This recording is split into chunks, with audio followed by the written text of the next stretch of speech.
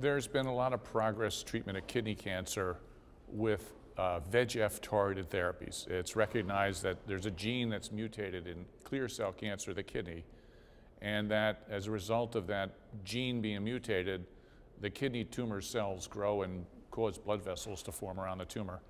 So there's been a number of different drugs that have been developed that inhibit that receptor on blood vessels.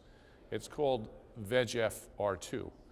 And other members of this class, including sunitinib, pazopanib, sorafenib, were all developed previously and found to benefit patients with advanced kidney cancer. The attraction of tivozanib is that it is a highly selective and potent inhibitor of VEGF-R2, which is the target of response in kidney cancer.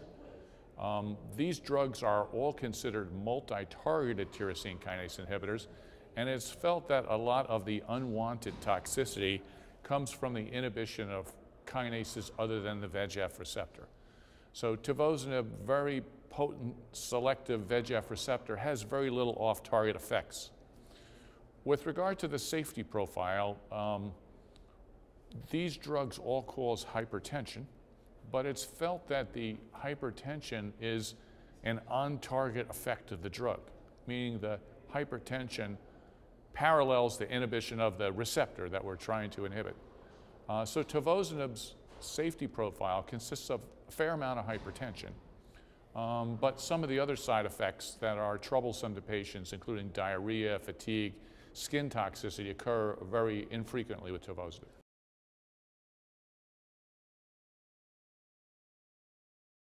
So this was a phase 3 open-label randomized trial of tivozanib versus sorafenib in patients as their first targeted therapy.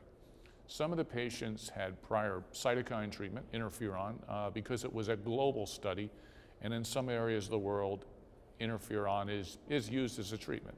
In the United States, though, interferon, the other cytokines, no longer used, and so the targeted drugs are used in treatment-naive patients. In this trial, the primary endpoint was progression-free survival, and it was longer with tivozanib compared to sorafenib. It met the primary endpoint. The other thing that we found was that the safety profile for tivozanib was very favorable in this trial, with less skin toxicity and diarrhea, fatigue, blood count suppression than we see with many of the other targeted drugs.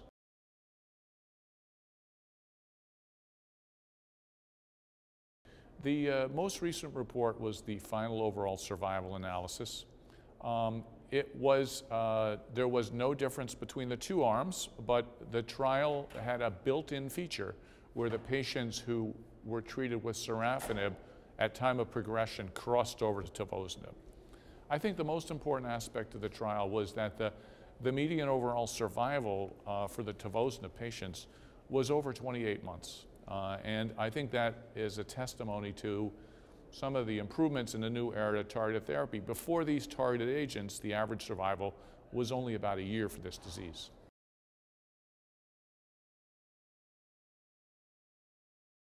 There's definitely an advantage in efficacy. It's a safe drug to use. I think it's very attractive from that standpoint. I believe it should be available as an option for doctors to offer their patients.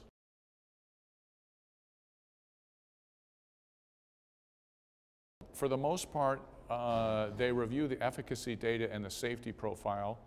They also gain some experience with the drug in treating their patients, and if they're favorably impressed, then they'll use it in their patient population. Tivozanib was compared to sorafenib, but there are multiple targeted agents that are used, including sunitinib and pazopanib.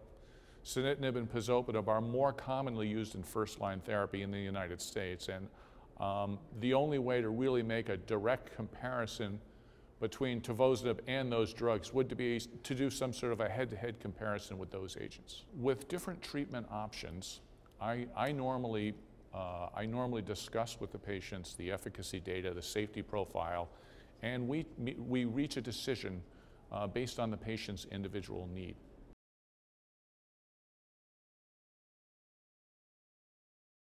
I definitely do. I think it gives an additional option for patients. Tivozanib is an investigational agent. It hasn't been approved for regulatory use in the United States or in Europe, but certainly I hope it does, and if so, it will be an option for patients.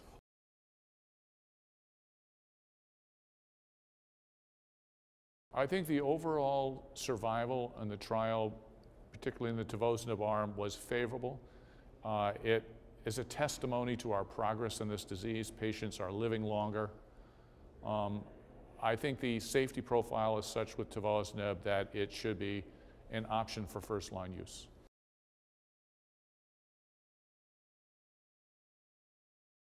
Tivozanib, effective drug, very well tolerated, favorable outcome in meeting its primary endpoint in this phase 3 trial, and the overall survival for the patients as a whole and the patients treated on the trial quite long, and testimony to our progress against this disease.